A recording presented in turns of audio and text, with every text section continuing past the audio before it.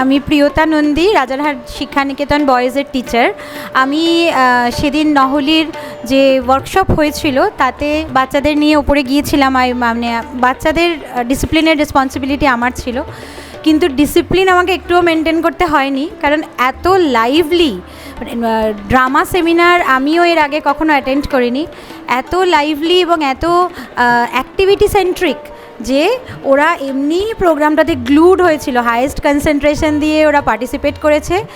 খুব ছোট বাচ্চারাও ছিল তা নয়, কিন্তু তারপরেও বড়রা রীতিমতো 9-10-এর ছেলেরাও যেভাবে খেলা, নিজেদের মধ্যে প্ল্যান করে একটা ছোট পারফরমেন্স প্ল্যান করে ফেলা একটা থিমের ওপরে, এই সমস্তগুলোতেই ওরা অ্যাক্টিভলি পার্টিসিপেট করেছে। মানে এত ক্রিয়েটিভিটি দেখিয়েছে, এত নিজেদের ইমাজিনেশন ইউজ করেছে যে এটা স্পেল বাউন্ড হয়ে গেছে, ভীষণ ভালো লেগেছে। কারণ কোকারিকুলার অ্যাক্টিভিটি বলতে এখন ব্যাপারটা স্কুল লেভেলে গেমস অ্যান্ড স্পোর্টসে গিয়ে দাঁড়িয়েছে, আর না হলে পেন্টিং, ড্রয়িং, ম্যাক্সিমাম সিঙ্গিং এই পর্যন্ত। নাটক তাদের ব্রেনকে অনেক বেশি এক্সারসাইজ করায়, অনেক বেশি ভাবে তারা, এবং অনেকটা বেশি সময় দিয়ে নিজেদের মধ্যে একটা কাজ করছে। মানে কোকারিকুলারের যে রিয়েল ইম্পর্টেন্সটা সেটা তারা রিয়েলাইজ করে। It's not a fleeting thing, 1 মিনিটে হয়ে যায় না বা একটা পিরিয়ডে হয়ে যায় না। You need to think and give time. সেটা কিন্তু এই প্রচণ্ড technology dependent and rat race dependent যে চাইল্ডহুড ওরা কাটাচ্ছে, সেখানে এটার একটা অন্য রকমই ভূমিকা আছে। ওই একদিনের এক্সপিরিয়েন্সটা আমি মনে করতে পারি যে ওরা কিন্তু এখনও ক্লাসে ডিসকাস করে। এবার আমি যেটা চাইবো সেটা হচ্ছে রেগুলারিটি, অবশ্যই। কারণ যদি এটা একটু নিয়মিত হয়, যদি আমাদের স্কুলে আমরা একটা ড্রামা ক্লাব তৈরি করতে পারি নহলির গাইডেন্সে, যারা ইচ্ছুক তাদেরকে নিয়ে, তাহলে কিন্তু ওরা কে বলতে পারে এখান থেকেই ওরা আরও বড় কিছু করার স্বপ্নও দেখতে পারে, যে অ্যাকাডেমিক্সের বাইরেও যে কিছু হতে পারে, এই আইডিয়াটা ওদের হওয়া দরকার। আমি একটা অপরাধও করেছিলাম, আমি একটু এগিয়ে গিয়ে একটু হেল্প করার চেষ্টা করছিলাম উইথ মাই আইডিয়াস, যেটাতে কিন্তু আমাকে বারণ করা হয়েছিল এবং বলা হয়েছিল no, the primary focus is to let the children think. এটাও আমার খুব ভালো লেগেছে, যে এটা কিন্তু আমরা নিজেরাও একটু, মানে ওদেরকে বোকা ভেবে নেওয়ার কোনো কারণ নেই, ওদের ইমাজিনেশনকে কাজে লাগানো গেলে ব্যাপারটা আরও সুন্দর একটা দারুণ জায়গায় পৌঁছে যায়। আমার খুব ভালো লেগেছে, আমি আশা করবো আবার নহলি এখানে আসবে। Thank you so much. নমস্কার স্যার। আমাদের ক্লাস করলে কেমন লাগলো? খুবই ভালো লাগলো স্যার, আপনারা খুব ভালো করে খেলালেন, তারপর নাটক করালেন। নাটকের জন্য আমাদের ভালো লেগেছে, কারণ যে খেলাতে খেলাতে অনেক কিছু শিখেছি আমরা। আপনার যে আমাদের নিয়ম সব বলেছেন, আমরা নাটক করেছিলাম, আমরা নিজের মতো বানিয়েছি নাটকটাকে। আপনারা শুধু হিন্টস দিয়েছেন, আমরা ওর জন্য ভালো লেগেছে। আপনারা খুব ভালো করে বুঝিয়েছেন কী করে নাটক করতে হয়, কী করে খেলতে হয়, কী করে সব কিছুর মাঝখানে সব কিছু করতে হয়, পড়াশোনার মাঝখানে কী করে নাটক, খেলাধুলা সব কিছু করতে হয়, সব কিছু আপনারা শিখিয়েছেন। অনেক ভালো করেই আপনারা গাইড করেছেন আমাদের। আমরা চাই আপনারা পরের বছর আসুন এখানে স্কুলে এসে আমাদের নাটক শেখান। যদি নিয়মিত আমরা ক্লাস করি, একটা নিয়মিত যেমন তোমরা অঙ্কের ক্লাস করো, সায়েন্সের ক্লাস করো, সেরকমই নিয়মিত যদি নাটকের ক্লাস করো, তোমাদের কেমন লাগে? আমাদের খুবই ভালো লাগবে, কারণ আপনারা খুব যত্নের সহকারে আমাদের শেখান, খুবই হৃদয়ের সঙ্গে আমাদের শিখিয়েছিলেন, খেলিয়েছিলেন সেদিনকার, আমাদের খুবই ভালো লেগেছিল। স্যার আমরা চাই আপনারা আসুন, আমাদের পড়ার মাঝে মাঝে নাটকও আপনি শেখেন, আমরা নাটক শিখতে পারি, আর আপনারা খেলান, আমাদের খুব ভালো লাগে ওটা।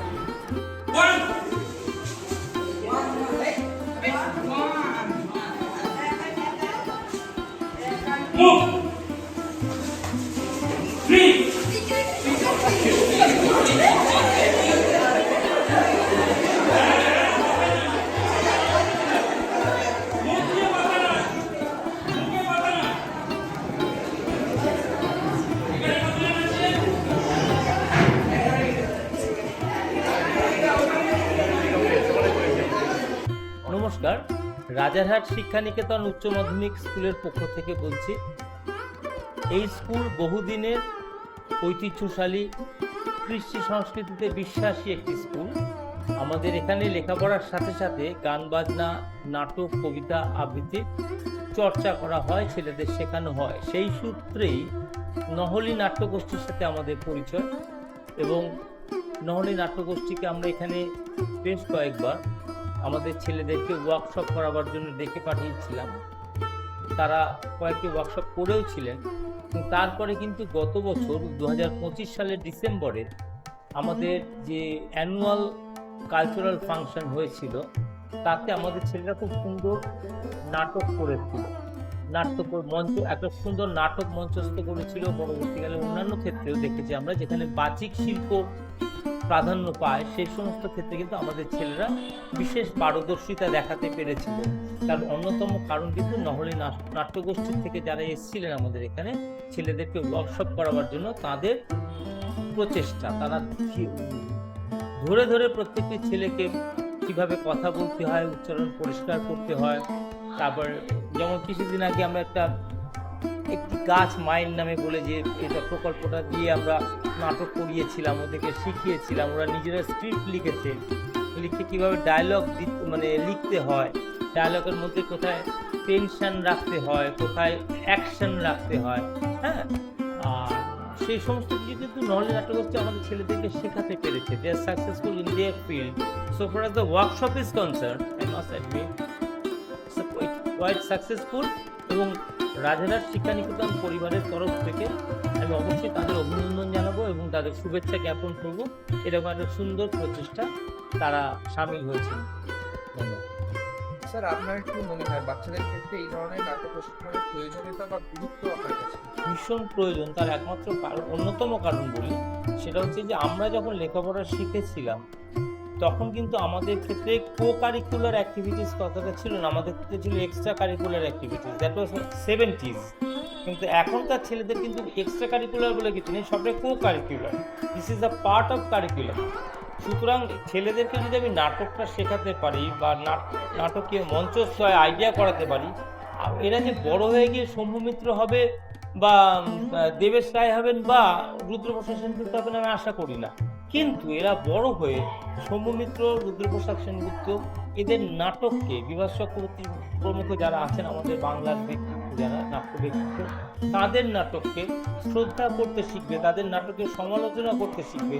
আমাদের যে নাটকের একটা ঘরানা আছে বাঙালি, সেটাকে এগিয়ে নিয়ে যেতে সাহায্য করবে। সুতরাং আমার মনে হয় লেখাপড়ার সাথে সাথে সমস্ত রকম কর্মশালা ভীষণ জরুরি, ভীষণ জরুরি। স্কুল ভিত্তিক নিয়মিত নাট্য প্রশিক্ষণ চালু করার ক্ষেত্রে আপনার কি পরামর্শ? হলে ভালো হয়, জানেন তো। নাট্য প্রশিক্ষণ আমাদের স্কুল ভিত্তিক একটা আছে, খেলাধুলা তো ব্যবস্থা আছেই, নাটকটারও যদি ব্যবস্থা করা যায় বা বাচিক শিল্প আরও বড় অঙ্গনে যদি আমি দেখি, বাচিক শিল্পকে যদি এতে আঙিনায় আনা যায়, লেখাপড়ার পার্ট অফ এডুকেশনগুলো ধরে নেওয়া যায়, তাহলে আমার মনে হয় ছেলেদেরকে না, মানে আমরা তো বলি যে ওভারঅল ডেভেলপমেন্ট অফ পার্সোনালিটি, লেখাপড়া education is nothing but development of personality. সেটা ওভারঅল ডেভেলপমেন্ট করতে গেলে এইগুলো কিন্তু ভীষণ জরুরি। একটা ছেলেকে সুন্দরভাবে কথা বলতে হয়, ভালোভাবে হেঁটে যেতে হয়, তাকে সোসাইটিকে নেগোসিয়েট করতে গেলে না এই সমস্ত কিছু শুধু লেখাপড়া শিখে আমি একটা MA পাস করলাম, PhD করলাম, তাতে কাজ হবে না। আমাকে কিন্তু সোসাইটিকে এগিয়ে নিয়ে যেতে গেলে, তাদের পার্ট হতে গেলে, তার সমস্ত জিনিসে অংশগ্রহণ করতে গেলে কিন্তু আমাকে প্রত্যেকটা ব্যাপার জানতে হবে, বুঝতে হবে, মানুষের সাথে মিশতে হবে। সেটা করার জন্য কিন্তু নাটক বা বাচিক শিল্পটা ভীষণ জরুরি। যারা স্কুল জীবনে, বিদ্যালয় জীবনে এই সমস্ত জিনিসের সঙ্গে যুক্ত ছিল, তার কিন্তু পরবর্তীকালে অনেক বড় বড় জায়গা, এমনকি ডাক্তার, ইঞ্জিনিয়ার হয়েও কিন্তু দে are successful in their field. কিন্তু শুধুই পড়াশোনা করেছে কিন্তু এইগুলো কিছু করেনি, তাদের কিন্তু শেষ পর্যন্ত খুব একটা বেশি দূর এগোতে পারেনি। কেন অলরাউন্ড ডেভেলপমেন্ট অফ পার্সোনালিটি তাকেই বলে যে পার্সোনালিটিতে সমস্ত কিছু শেখানো যায়, সমস্ত কিছু উন্নতি করানো যায়। স্বামীজি থেকে এই আদর্শ ছিল, রবীন্দ্রনাথ ঠাকুরের আদর্শ নিয়ে